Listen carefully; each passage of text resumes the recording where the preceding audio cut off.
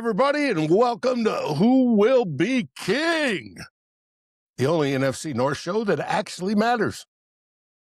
It's your boy Dave from Vikings First and Skull. Sitting here with me is Pay, whose Chicago Bears are still one top 30 visit away from their first winning season since dial-up internet. And Foster, the Lions guy, who's convinced one playoff win makes them a dynasty. We'll find out. We got fresh team news, the Vrabel Russini hot tub circus, all the draft smoke, the 2027 pick hoarding truth bombs, and a full 7-round mock that's going to hurt some feelings. So grab your drink. Vikings fans, get cocky. Everybody else, get ready to cope. Let's roll this thing. Begin. I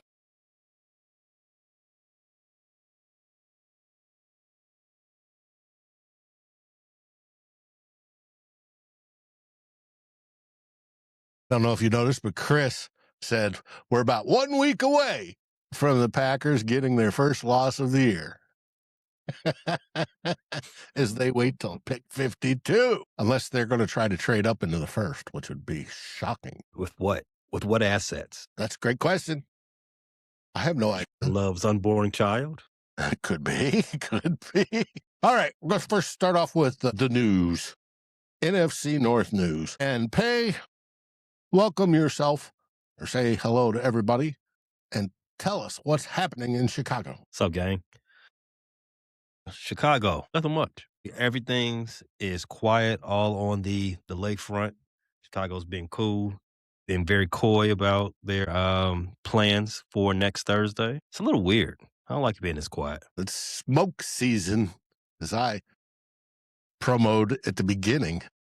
We're getting a whole lot of misdirection, I believe. And it's hard to believe what is true and what is not, and silence is one of those misdirections. Is there any stadium update? No stadium update. That's not what I saw. I saw a report from the Chicago Tribune that has the NFL's stadium committee meeting next week, the week of the 27th, the week after that, to get an update from your Bears as to the status of that new team stadium. And from what I gather, it looks like some of the old timers. You've got owner of the Pittsburgh Steelers, you have Mark Wilf, and there's a couple other ones that are like, come on, Chicago, get your act together. Let's get this new stadium built. Now, Kevin Warren says he expresses optimism. Well, that's Kevin's job, I believe, but we'll see. They're waiting on lawmakers in Springfield, and hopefully, what is it, by the end of May? 31st is when the legislative session ends.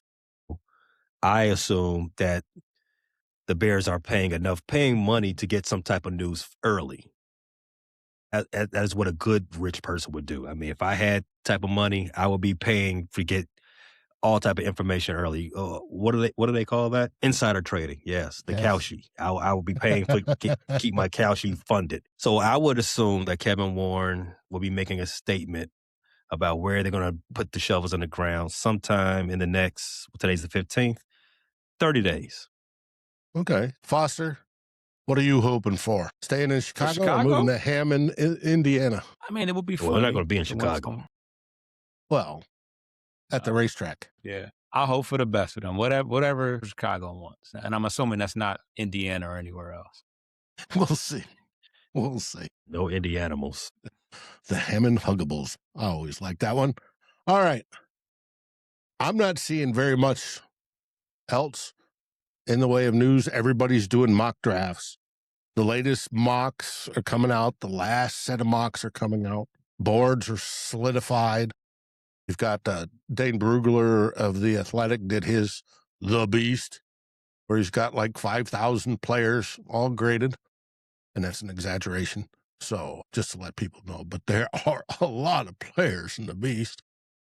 And you've got more and more stuff coming out. We'll get into the draft. Now, Foster, how are things in Detroit? Things are going well. Obviously, actually, Brett Holmes addressed the media. So, of course, there was a hot topic about the draft as far as his steady, best player available philosophy, and saying that he doesn't like to reach. Of course, the media asked, he talked about that bad feeling that you get when you reach on a player and then they don't pan out, and it's like, why did I wasn't excited about this player anyway. The media, of course, took an opportunity to say, well, have you ever done that before? And he said, oh, no, I'm just saying that if you were to, it would be, it would be a bad place to be. As You know, his he nose also grew. right, yeah, and he loves to. He's kind of, he's a bit of an a-hole. Like, he loves to poke at the media and talk. And when the topic of premium positions came up, he said, "Well, I'm sure you guys know what a premium position is because they give him hell about the edge rusher position." But he also said that that he feels that Larry Borum and DJ Wanham are both starter caliber players that they signed in the offseason, which kind of leans into they're like, so don't think that just because, I brought in, DJ or Larry that means that I'm going to necessarily go right tackle or edge rusher first. It's going to be, still going to come down to, who they like the best. And they even talked about would you be open to drafting players who were previously injured, such as Jamison Williams? Obviously, he missed all or most of his first season due to injury. So the hot topic lately has been the corner out of Tennessee. His name is Jermone McCoy. So yeah, with the cornerback situation being kind of shaky and the Terrion Arnold, court case, being uncertain, that's been the hot topic as of late is, would they take a Jamar McCoy who missed all of last season with a torn ACL, but he's also got top 10 talent. And hey, we don't really have we have a CB1, but do we really have one that we're confident in and moving forward? Well, DJ Reed is more of a CB2, and Terrion Arnold is a former first round pick, but hasn't panned out all the way. So that's been the hot topic: is could the Lions go corner after edge rusher and right tackle has been looked at as the more pressing position at this point? Well, you got how many edge rushers on the team right now? You got we brought in Hutchinson, Wanham. We have Ahmed Hassanin, who we drafted last year as in the fifth round as a project guy, but he was hurt all of last year with a torn pec. And then we went out and got, I think, DJ Turner, who's also pretty injury prone as well. So pretty much outside of Hutch, who has missed a vast amount of 1 year with the injury as well. A bunch of guys that have battled injuries. So instead of a edge rusher, you need to draft a medic. A good doctor, good trainer, like whatever that costs, spend the max on him or her. Her, yes. That guy with the cowboy hat that's always on the field when you watch the Cowboy games. I think he's got to be the best team doctor there is in the NFL, right? I mean, because he gets the most TV time. All I know is I see that cowboy hat on the field all the time. Like, okay, Buddy must be getting paid. I wonder if he's available to get traded. Talking about the orthopedic surgeon. Does he wear a cowboy hat? And he's always at the. I don't. But he was the first one to do knee rebuilds that actually took. Are you talking about James Andrews? Yeah, that's what I'm talking about. Yeah, no. He's for the streets. Everybody can go see him. Okay. Oh, he wears a suit, though? Yeah, he wears a suit and a cowboy hat. If you watch a Cowboy game, you're going to see him at least 3 times. Like, he's got to be the guy, the doctor for all NFL teams. I would trade a first round pick for him. So, anyways, we'll move on to the team we love to hate. And Brian Gutekunst had his pre-draft presser, and he's talking about he really likes the guys they brought in for the top 30. And it's like, well, great. Happy for you. You hope you would. We'll find out. It's going to be interesting. Matt LaFleur said they both played for Gannon, new DC Jonathan Gannon, who was, who are we talking about? One of the guys they brought in on more. But anyways, That's about it in Wisconsin. They're all draft focused. Day 2, of course, not day 1, but day 2. And we'll see how that goes. They're talking about upgrading Lambeau Field, which should be interesting, how they plan on doing that, whether it's the grass or the stadium. But most people here don't. They can upgrade it by throwing it away. Yeah. Most people here don't pay a whole lot of attention to Green Bay unless we're beating them, which happens frequently.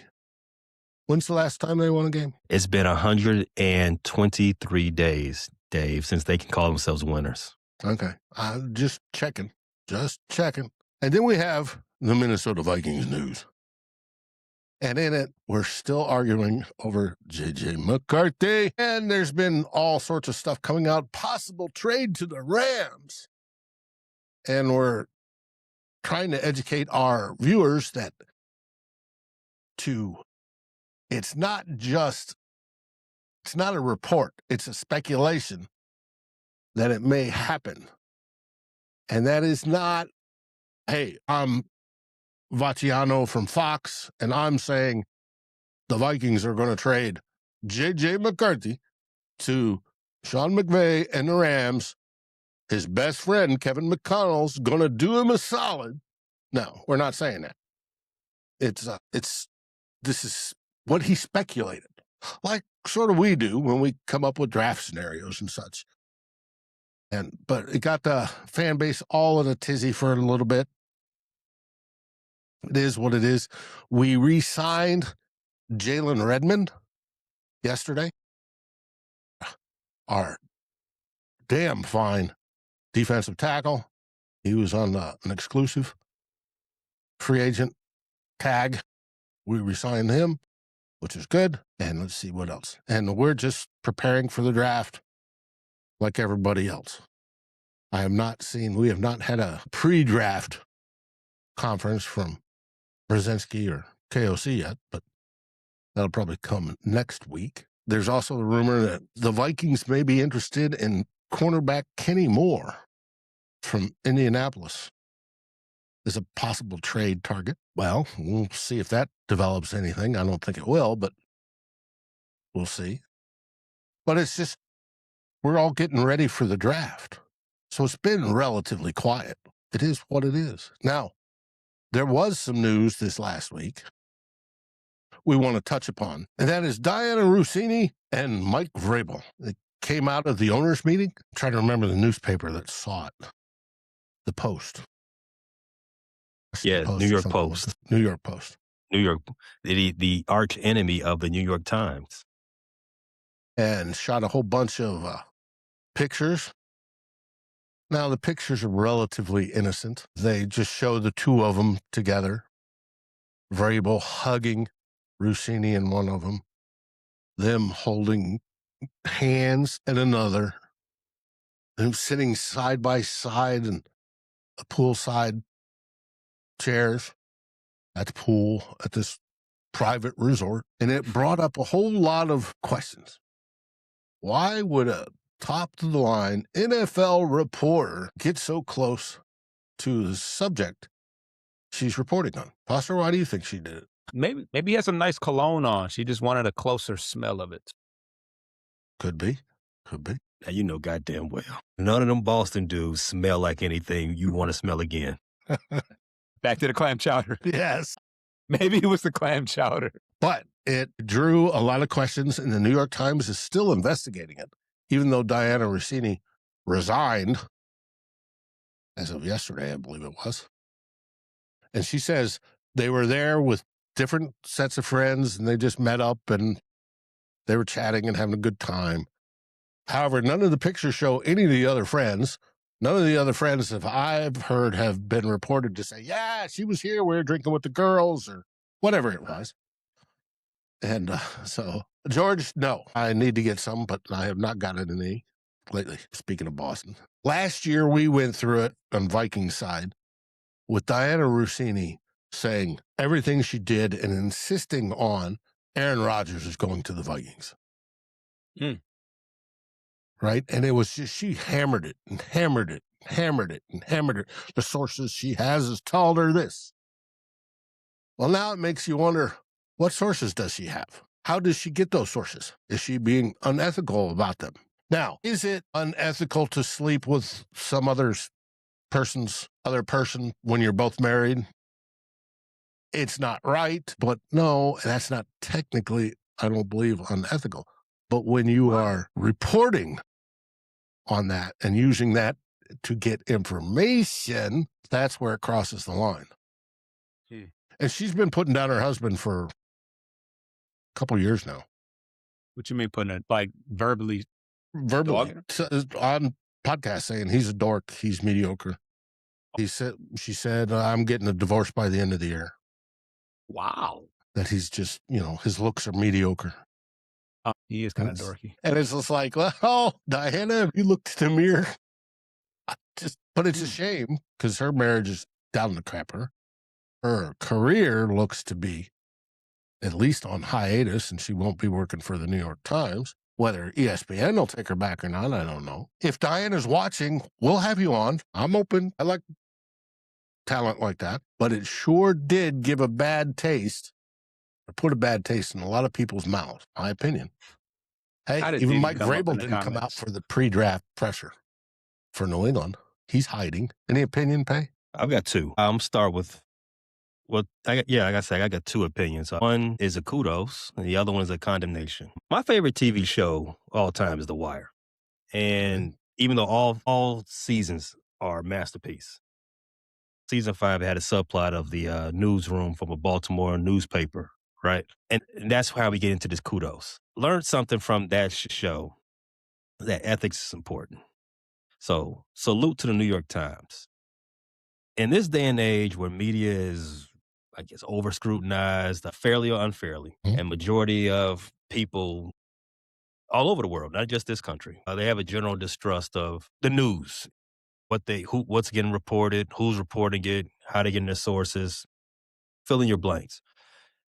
Even though in this modern time, you got going through all of that, the New York Times is still standing on business, still standing 10 toes down, is that we have the highest form of ethicals possible for what we do. And that's everybody, even the people that don't work directly for us, because they own The Athletic, where Dianna Russini was a senior insider. I pay my $70 some odd dollars every year to get The Athletic yearly subscription.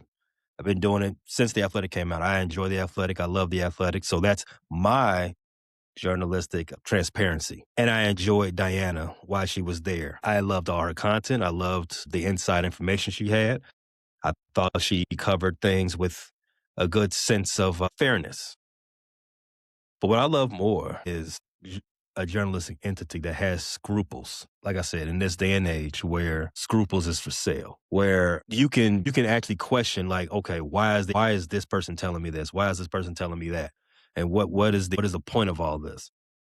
Even on something as unserious as sports. Like I said, transparency earlier, journalists it's got to be transparent. You can't have an agenda with what they're reporting. They have to have an independence from their sources, which we're talking about. You can't have a quid pro quo.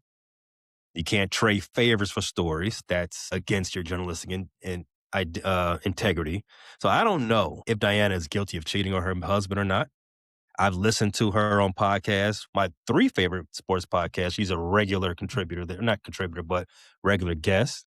So I've heard what she said about her husband and her sons, Joey and Mike. They're always up to shenanigans and things like that. But it's played up for laughs for the most part. But like I said, I don't know if she was actually cheating on her husband with Mike Vrabel, but at least she's guilty of one of those journalistic tenets that I mentioned. And in the eyes of the public, the people who consume her work and her former employer rather, it's cause for concern. It's a cause to be investigated, to say the least. But the second part I had about this, and this is the biggest part that I took issue with the whole situation, is Dianna and her having to resign this whole thing. She resigned due to being harassed, as she said in her in her statement. She resigned due to being harassed. If you're on X, you read the comments. I'm not really on X. I'm a Threads guy. So she resigned due to harassment, due to basically a professional and personal courtesy to her family. But no one's talking about Mike Vrabel really in this, and that's where that's what my concern is. The manosphere in this day and age is hard at work. People are taking this topic, and it's largely about Dianna, and totally missing and making Mike a subplot. He's a main character in this. He's not just some dude over there. Mike is the head coach of the New England Patriots, the defending AFC Conference champion.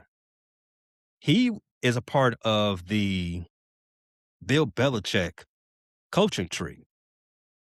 Bill Belichick, whose whole big claim to fame is not to be a distraction, right? What other distraction can you even imagine that is bigger than this for a coach?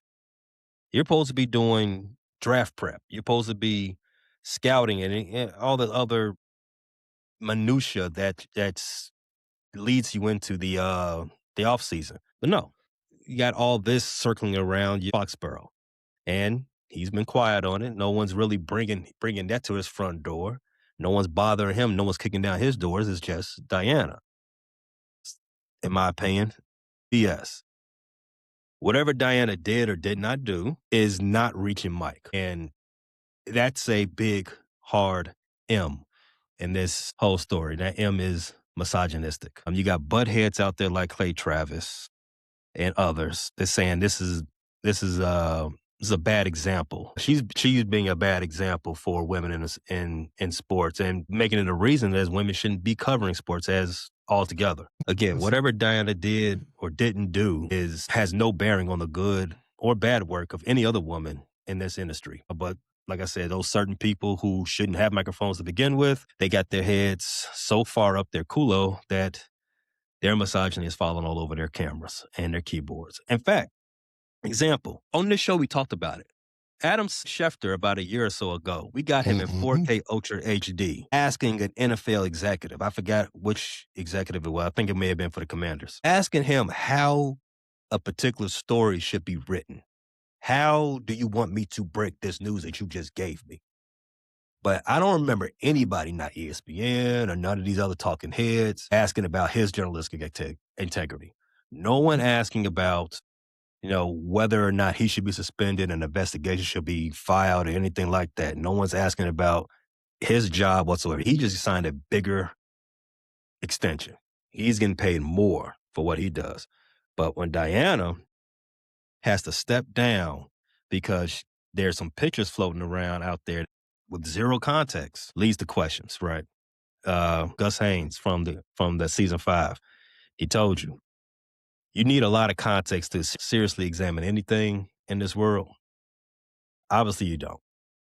Not in this day and age. Yeah, the court of public opinion is the thing before anybody ever gets the context and all that type of stuff. And it's definitely the double standard of, women, when women are in the wrong, it's looked at. When women, it takes two to tango, but when a woman is involved, there's a different precedent that's held for them, and they're looked at totally different than a man that's stepping out on the relationship. And that's pretty clear. I mean, the only difference between Mike Vrabel and Urban Meyer is that Urban Meyer never won anything at the NFL level, and Mike Vrabel was just in the Super Bowl, because they were both kind of off the clock, not doing what they're supposed to be doing. Well, and it's just like quality players, somebody that's a 6th or 7th rounder or UDFA, if he can't make it to practice on time, he gets cut, right? If Jordan Addison skips out and supposedly his cell phone runs out of juice and he's missing from practice and they're sending out the cops to look for him, drag racing, he gets Autobahn. He gets, a slap on the wrist and suspended for 1/4 of a game because he's too important. You think a Super Bowl head coach, not winning, losing, gets you to the Super Bowl, just falls into that bottom category of, well, you messed up, you're fired. No. Robert Kraft is going to be like, oh, bud, trust me. I've been there, done that. You're my head coach. Been there, done that. He's definitely been there. He's definitely done a lot of that. Or KHD. But anyways, we lost somebody because they thought we were getting political, and it's like, I don't think we ever did, but somebody else did. But it is what it is. Let's take a break. We'll be right back. And we're back. And I want to thank everybody that went through that ad break. It helps pay for our niceties that we have here doing these shows. For me, it's my whiskey. For Pay, it's his Garrett's popcorn. And for Foster, it's occasional brewski. Now, let's talk the draft. Have you guys completed your top 30 visits? I believe the Bears have completed theirs. It's allowed. I believe the Bears completed theirs a day or so ago. Let's see. I looked up who you guys had visiting. Caden McDonald, good defensive tackle. Yeah. Max Heinecker, offensive tackle. Zion Young, edge. Keaton Scott, cornerback. Dominique Orange, defensive tackle, big citrus. Brian Parker, Jager Burden, Dan Villari, Seth McGowan, James Brokermeyer, Deshaun Stribling, Jimmy Rolder, and Ontario Thompson, and Karen Prunty, cornerback, Wake Forest, K-A-R-O-N, K-Ron. A-Ron. What if they're related? My brother's name is Aaron. Foster, how'd your top 30 go? You done? Yes, I believe as of today we are done. I feel like the lists are different no matter depending on where you go. But from what I can see, we saw DeMarcus Lacey out of Marshall, he's a wide receiver. Donovan McCulley out of Michigan. Tyree West from Tennessee. Caleb Banks from Florida. Jay Hunt, Cincinnati. Jimmy Rolder from Michigan, linebacker, and Andre Fuller out of Toledo. And they said that they opted not to have a local pro day this year. They just fell low in the priorities. Well, because local schools within a certain mile radius or designate in an area, those don't count as the top 30. They don't count towards the 30. They're top 30 visits, but they don't count as the top 30. They're freebies, in other words. Just like anybody from the Gophers is a freebie for Minnesota. Any of the Minnesota State schools is a freebie. Even North Dakota State is a freebie. So we finished ours, I believe. And we've had, Anthony Hill, linebacker, Texas. Jake Golday, linebacker, Cincinnati. Emmett Johnson, running back, Nebraska. Dominique Orange, big citrus. Jonathan Colt, our running back, Washington. Daryl Jackson, nose tackle, Florida State. Ted Hurst, wide receiver, Georgia. He's been getting a lot of press lately. He's 6'4". He ran like a 4.39 or something like that. 6'4", wide receiver. Oscar Delp, tight end, Georgia. Damon Claiborne, running back, Wake Forest. Deshaun Stribling, Lance Mason, Tristan Lay. Sayaz Pete, offensive lineman, guard tackle, out of New Mexico State. I wonder how many pro players came out of New Mexico State and were good, just like UNM. Urlacher go there? That's the first name I thought of. Did he go there or UNM? He went to New Mexico, probably not State. Lobo. Yeah, that's UNM. New Mexico. That's at Albuquerque. New Mexico State's down in Las Cruces. Both are good schools, generally football schools for the he went to the WAC Lobo. And we've got a few others. Wide receivers and backs. One safety, Cole Wisniewski. He'll be a later round guy. But it's interesting to see that Mr. Thieneman, who we get mocked to incessantly, isn't on that list. And for the Cheese Weasels, what have they got? See, this one I'm finding interesting. Charles Deming, cornerback. Malcolm DeWalt, cornerback.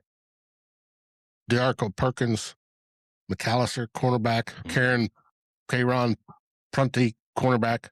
Will Lee, cornerback. AJ Halsey, safety. Jacob Thomas, safety. Jaden Duggar, linebacker, edge. Romeo Height, edge. Michael Heldman, edge. TJ Quinn, linebacker, edge. Defensive lineman, they got a few. Offensive line, they got a couple.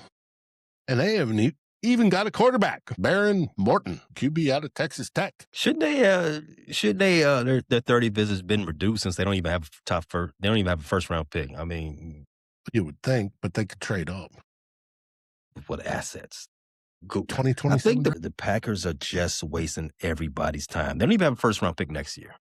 Really? Well, maybe, second, third, fourth. They are eternally wasting everybody's time. They waste everybody's time every Sunday during the fall and winter. And they're wasting everybody's time now. I agree with you, Pay. I don't disagree, but they always seem to have a fair to Midland team. We should have put them on that Artemis rocket, left them on the other side of the moon. And left them there. But it is what it is. It's real simple. All we got to do is take Jordan Love out and their record will be, but not that we physically encourage somebody to pull on. No. Bar versus what's his face? Quarterback. We're going to handle it on the field. 123 days since they've been a winner. Yep. And speaking of Mr. Barr, he's doing a podcast now, by the way, if for Vikings fans are curious. Linebacker? Yep. Anthony Barr. Oh. You're a nobody if you don't have a podcast nowadays. Basically. And it's especially when you're retired. Nothing else to do. Yeah. No, it is what it is. Now, like I said, it's smoke season. We're getting a lot of information or disinformation. What was it, today or yesterday? We hear the top 10 teams are real interested in trading back, but can't find anybody to trade up. And the reason is, and with the top 10 teams, I doubt Vegas is in that group. They're going to take their quarterback and run. But the whole reason is, one, the quality of this draft seems to be low. There's no bountiful crop of blue chippers. You're not going to get Pro Bowlers from 1 to 32 in the first round. There just isn't that many good players that are coming out. And a bunch of them are at non-premium positions, no less. Now, do you want a safety that becomes a Pro Bowler? Yes, you do. They're important. Do you want a tight end that becomes a Pro Bowler? Yes, you do. They're important. But are they worth drafting in the first round when the majority of them don't? Center. You may need a center. But do you take one when the highest ranking ones in the group are all rated as third rounders? No, you don't. So the top 10 teams or top teams want to trade down. Well, that would mean somebody would want to trade up. The question is, what do they want to trade up for? Do they want to trade up for a running back? Possibly. Would they want to trade up for Sonny Styles in a heartbeat? You got some true blue chippers up there, but is a team willing to do that? And what would it cost them? I'm hearing just about every team in the league wants to trade and build up their 2027 picks. So if Green Bay wants to trade in the first round, they're going to have to cough up most of their 27 draft picks for somebody to do that. Let's see if it happens. And they're screwing themselves. That's why I say 2027 is because 2027, the draft is supposed to be heavy when it comes to quality. You've convinced me, Dave. Top to bottom. And I know we've all heard that a year out. Next year's is going to be great. But it's theoretically is. I know the Vikings, when they were planning Kwesi and KOC came in, they were looking at drafts further out, and they planned on getting J.J. McCarthy when they did, because they expected a lot of quarterbacks in that draft. And there weren't. He was the 5th one picked in the top 10. And there's 2 others that got picked, or more than 2 others that got picked, and then have started. This year, you have Mendoza, who's going to eventually get the starting job in Vegas. I don't sure. I'm betting they start Kirk Cousins to begin the season, to take the young man under his arm and say, hey, we'll do this. We'll learn. We'll bring you up slowly. And then about 6-8 games in, they'll switch. Unless Kirk's what it did, Penix? falling out. Yeah, sort of. I think there's some real fire behind that Ty Simpson smoke, man. You never know.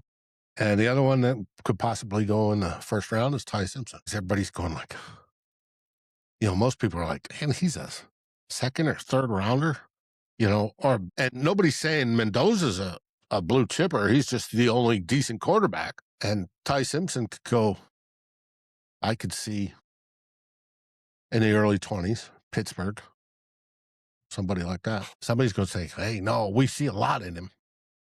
He's got the traits. We're going to take him and develop him. The rare quarterback prospect that can go anywhere between 1 and the 4th round. Shador. AFC North is funny sometimes. Speaking of which, who's starting for the Browns this year? If you ask me, the logical, the sensible decision would be the same guy who started the most of the games last year, Shador Sanders. You build on what you have. But we're talking about the Browns. So watch Deshaun get pushed. And that makes less sense than a fish with feet. I would never be able to understand that. If Deshaun Watson has anything close to a snap in a Cleveland Browns jersey in 2026, I'm done. They're not serious people. You all watch Succession, right? The Browns are the kids. They're not serious people. I mean, the logic would be to let the guy that you paid all the money to at least give it a shot, right? He's got the money already. He's got it already. Yeah. You might as well. How much return that value? Yeah, you're definitely not going to be any worse. How much worse are you going to be versus shooting? How about this? You understand? I think even though we haven't seen Deshaun Watson be good in a long time, since pre-pandemic, that's how long it's been. Yeah, since Houston. It's been that long, Foster. Time is flying. We still think he's probably better than Shador Sanders, right? Mm-hmm. Damn, you're right. Why would you want to be even a fraction better with what you have coming up in 2027? Even if Deshaun Watson, of course, tanking is the coaches want to compete. Is that as beneficial as in basketball? What do you mean? Parity. NFL legislates parity. The turnaround project is yearly, is cyclical. Every team goes first to worst every year. That's only one aspect. If I think Deshaun Watson's the better prospect, I bench him. I bench him because I will prefer to be even worse. The second thing is, I already got this young kid who's cheap. Shador Sanders is cheap. I drafted him in the 6th round. I'm going to play him and see what I've got. Because it's a 2-win. It's double the win if he's actually could be a starter. Why would I? And the last thing is, Deshaun Watson got all the money already. There's not going to be an ROI. There's no return on investment. It's not going to happen. Because let's say he is good. Again, let's say he is good. He figures it out. Again, it's been a long time. There's no reason to believe he will be good. But let's say he is good. Do I got to re-sign him? Do you see the quarterback market? Do you see what the contract I gave him the first time? I'm not doing that. No. There's no reason for me to put him out there. He is going to sit on his bench, get that paycheck, and go F off somewhere. That is what's going to happen. Speaking of contracts, we saw a big one come out yesterday. I'm trying to remember his name. He's edge rusher for the Houston Texans opposite of Danielle Hunter. Even after Danielle got his big contract. Got it for $50 million per. I missed that. Someone's getting paid big bread, huh? It's now the largest non-quarterback contract ever. Money. And they've got Danielle on the other side making good money too. and they've got both of them. So they got the edge rushers. I'm glad they're not chasing my quarterback this year. Now, if their quarterback goes back to his rookie form and starts winning ball games, they'd be all right. I think the last thing we saw out Mr. Stroud is closer to the real Mr. Stroud than rookie Mr. Stroud. Jesus, that game was bad. That was a terrible game. All right, now it's time. Let's mock. All right, here we go. I'm going to use A to Z's mock, which they built this year. It's actually very good. There's improvements they're still working on, and some won't hit till next year. But I've selected all 4 of the NFC North teams. The only rules I will state is that Green Bay selects from their top 30 list, or at least their visit list. So we can't select a punter for them in the second round as much as we'd want. They could use it. I'm sure they could. Their offense ain't going nowhere. And Chris, no, we're not doing any trades. Damn. I would love to trade back. Suggestion. I've got AI suggestions on. For Detroit, we suggest Jermon McCoy, Olavega Ione, and Dylan Thieneman. But on the board, you have McCoy, Ione, Peter Woods, Thieneman, Concepcion, Lomo, Emmanuel McNeil. Anybody you like?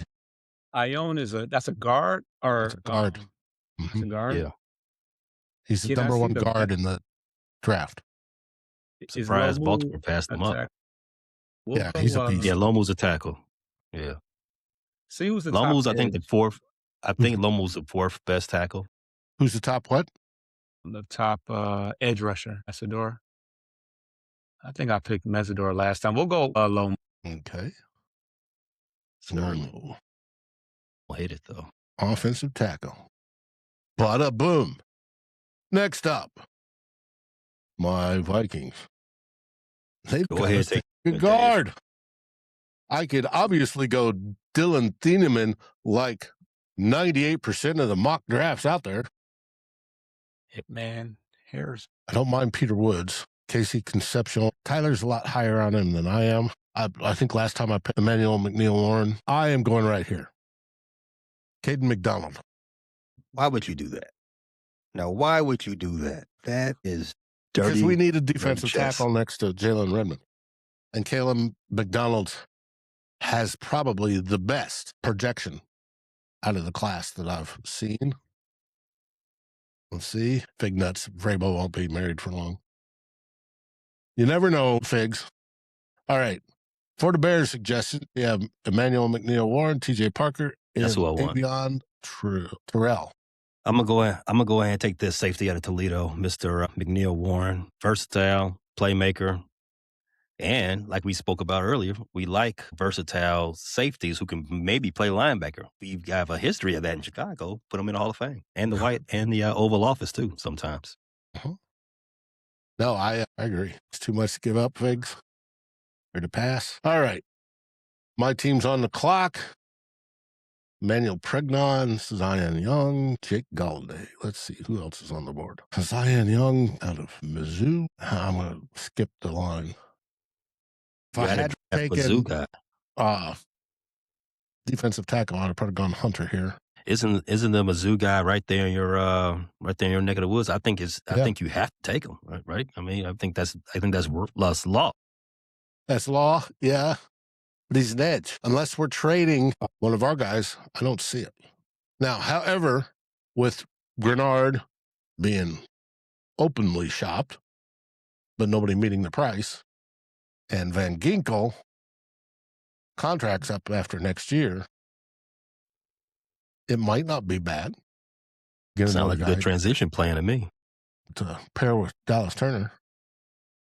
But if we get him, he's going to get some snaps, but he won't start. Now the question is anybody here going to start? If I get Jake Golday, linebacker from Cincinnati, let's see, what's his stats? Profile, 6'4". He's a big linebacker. 240 pounds. I like my linebackers with good size. I'm going Golday. All right. Here we go. This is for the Lions. Suggestions: Zion Young, Emmanuel Pregnon, and Lee Hunter. Top of the board is Zion Young, Pregnon, Lee Hunter. You got Malachi Lawrence. You gonna get an edge? Yeah, we'll go edge. Yeah, we'll go Zion Young, I guess. And we have the Green Bay Packers. Let's see. Let me bring up there who they had. See if we got anybody on the list. We couldn't just sim their picks. I could have. Like we're doing Madden, just like sim to the offseason, Could have. Yeah. I'm just curious. Make AI do it. Because I think that's why we created AI, just to like get the stuff we don't want to do out the way. Problem with that, one is that this draft's already started, and two, I think AI would do a better job than they would. We don't want that.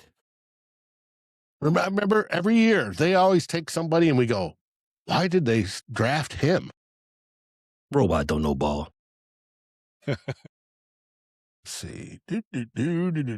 I'm not seeing anybody. I don't see a wide receiver. I got the Clippers winning tonight, FYI. Clippers, what are they playing? The Warriors. Yeah, I agree. Even though I was 0 for 2 yesterday. It's looking like, let's give them a wide receiver. They can use that. They just traded Wicks, or wasn't that Contagious Wicks? All right, here we go. There's your suggestions. Moore, Rodriguez, and Stowers. Is your orange man, is he still alive? Well, still around? Dominique Orange? Big Citrus? Let's look. Yes, he is. Number 72. Wow. All right. I would take him over. Grayson Halton has one of the season-leading sacks at defensive tackle, but he has some other issues. So here I'm thinking about him, Big Citrus, or I'm thinking about that edge that they did just hint at me, Derek Moore. What about Christian Miller? Is he off the board too? Look like he's gone. Okay. Yeah, he's gone. All right. I'm fine with Big Citrus. Let's get old Big Dominique off the. Okay, let's do that. And you're up again. Let's go. Suggestions: Derek Moore, edge; Josiah Trotter, the linebacker; and Malachi Fields, wide receiver. Were you a big 18 fan back in the day, Dave? Yeah. I love it when a plan comes together. Yes. Bring me Derek Moore. Derek Moore. That's what she said. More. You doubled up at defensive line. Derek Moore, edge. Have you seen defensive line? Round 3. Jacob Rodriguez. Speed it up. Vikings, Jalen Farmer, Traden Stukes, Jacob Rodriguez. Well, that's easy. I'm going Stukes. Safety. Green Bay, Jalen Farmer. Yes, got to be Farmer. Because why not? Yeah, and he's going to Wisconsin. Spitty. Got to be a farm boy. Mm-hmm. All right, you're up. You got suggested Josiah Trotter, Mike Washington, and Grayson Halton. Okay. Let's see. Is at the top of the list? Mike Washington, Josiah Joseph, Caleb Rutledge. Right there. Ooh, Caleb Rutledge is still up there? Huh. No, okay. Can you scroll back up then? Yeah. Grayson Halton, that's interesting.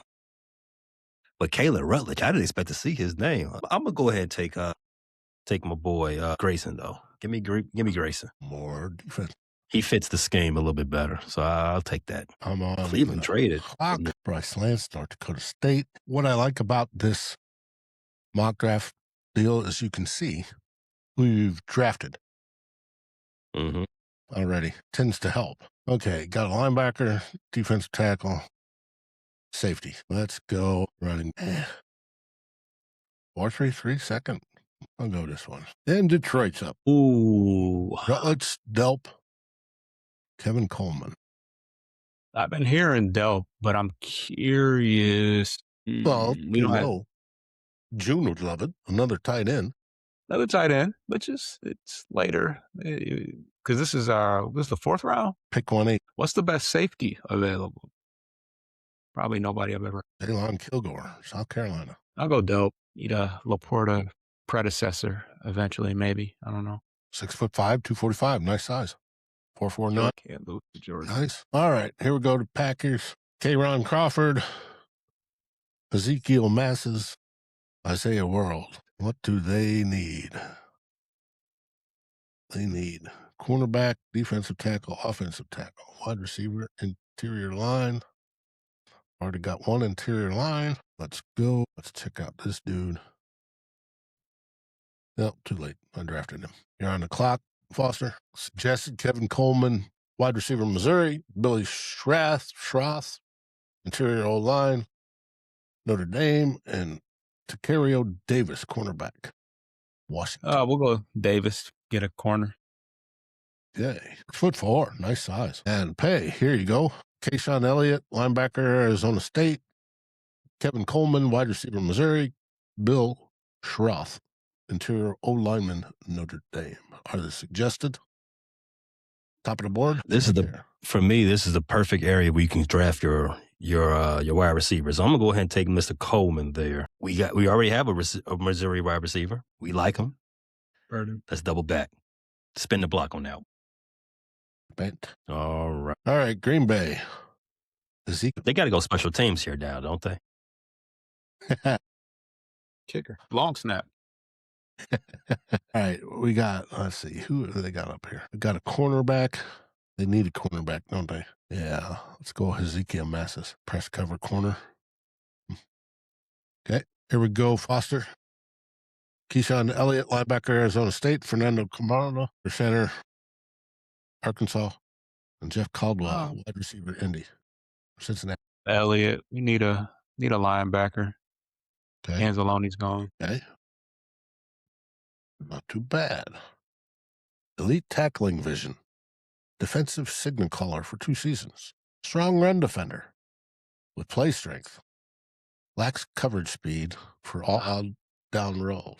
Limited block shedding. All Big 12 team.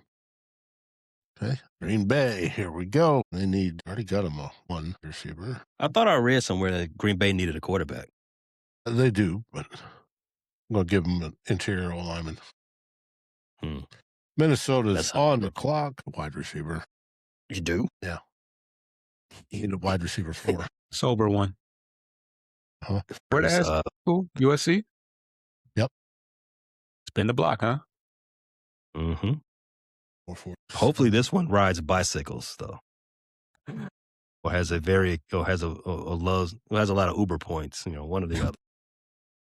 Okay, here we go. Jeff Caldwell, 4'3", 140. Perfect 10 RAS. 6'5". Elite deep threat, prototypical frame. 23. Old man. Yeah, old man. Shout out to the NIL. Oh. All right, you're on the clock. Pick suggestions: Pat Coogan, Filidi Fayamore, Tyron Montgomery. Big Ten. Oh, what's up with that? What are you saying? I was going to say, do you want to go with the Wake Forest tackle? Don't you need a tackle? No, we got the tackle. Lomu was the tackle. Okay. Mm-hmm. So now we can go interior. National champ. Covered everything but safety. Okay, so you want to go Coogan? Go Coogan. 23. It's allowed.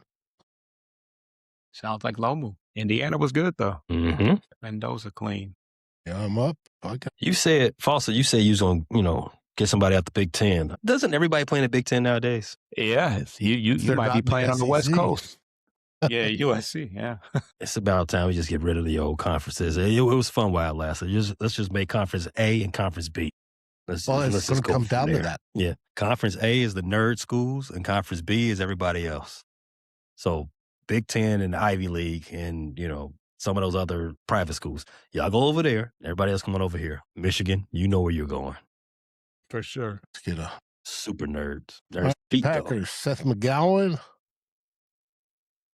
Marlon Klein, and Keegan Trost are the suggested. Keegan Trost, interior O-line.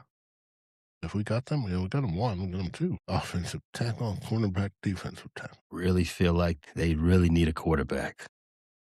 Well, that they do. I agree. They need a backup. Baylor's QB.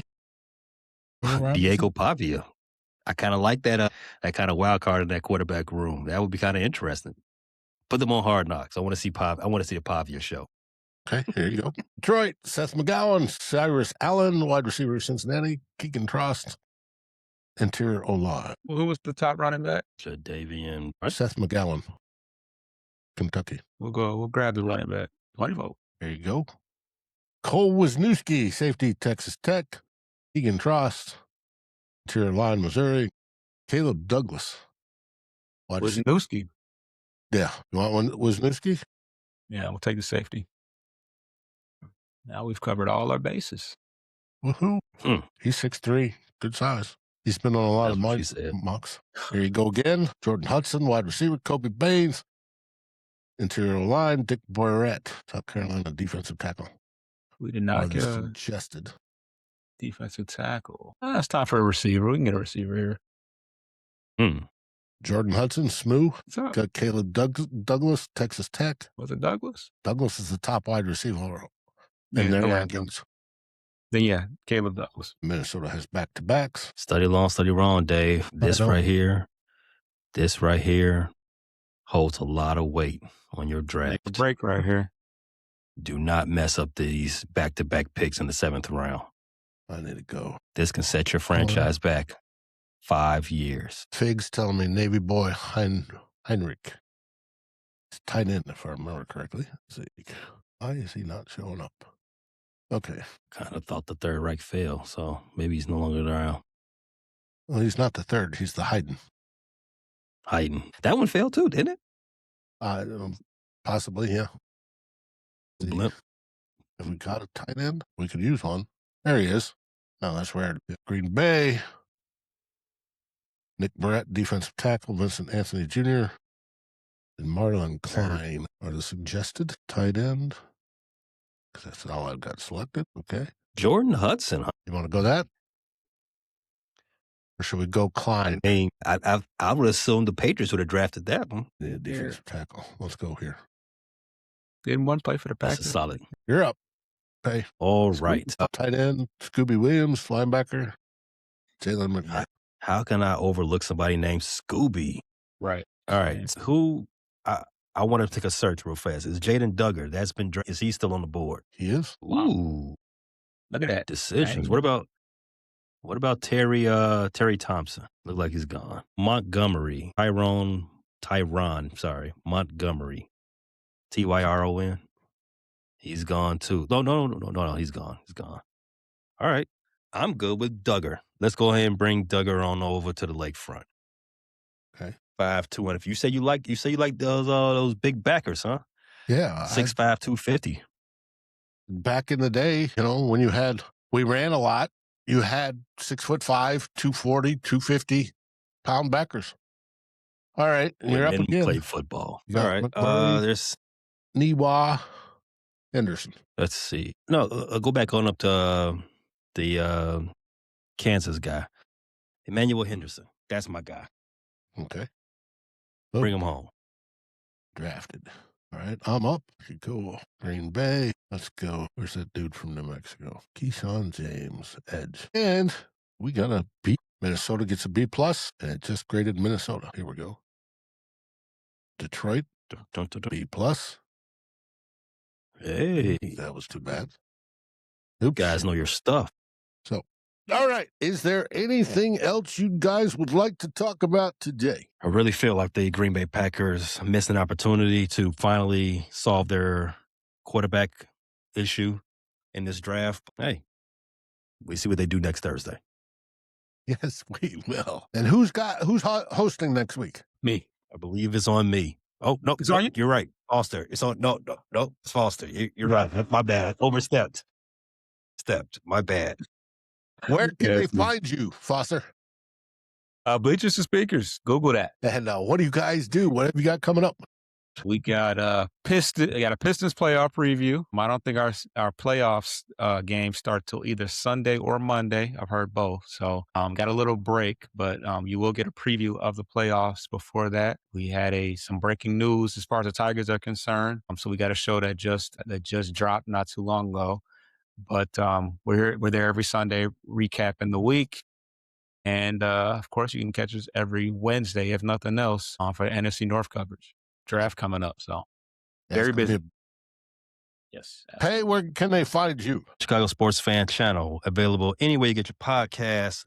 and especially on YouTube. Everything is available on YouTube also. Frustrated, Chicago Sports Fan Channel. What teams do you cover? Cover everything. We're not going to say everything, but we cover a multitude of Chicago-based sports: Bulls, Bears, Sox, Cubs, Illini, Jackie Robinson West. Hockey? Try to figure it all out. The who? Oh, the Blackhawks. Oh yeah, they're Chicago. we have a guy coming in to do some draft talk for the Blackhawks too. So yeah, that's gonna be a fun episode. I can't wait to do that. Cool. All right, and everybody can find me over at Vikings First and Skull. You're right here. We love you, and it's we're glad you've joined us. We've got the Real 4-0 show tomorrow, and then we hit Sunday with two old bloggers, which we have Drew Bunting on to give his big board. And Drew is just a fan like us, but he sits there and from the end of the season until now, he evaluates every single, or almost a lot of, I think he's got 200 players that he evaluates, and he puts together his big board. And his hit rate of drafted in what round, where in what round, is better than you get from draft gurus that everybody listens to on podcast or on watches on YouTube or sees on TV. He's just he's got a gift when it comes to that. And that'll be this Sunday as we get ready for the draft. And then starting Monday, we're in full draft mode. 2 shows a day, including everything's live, including the full live coverage on Thursday, Friday, and Saturday, where we go 15 hours worth of broadcast. Good times. All right, folks, what do we say in Chicago? Bear down. What do we say in Detroit? Foster, come on. One pride. OP. Yeah, we hit it. And of course, in Minnesota, we say Skull Vikings. Thanks, everybody, for joining us. Like, subscribe, and rate us on your favorite podcast aggregator. Thank you for listening to this NFC North group effort on the Fans First Sports Network. This has been a frustrated Chicago sports fans, Bleachers to Speakers, Vikings First and Skull, and of course, Fans First Sports Network production. Thank you for listening.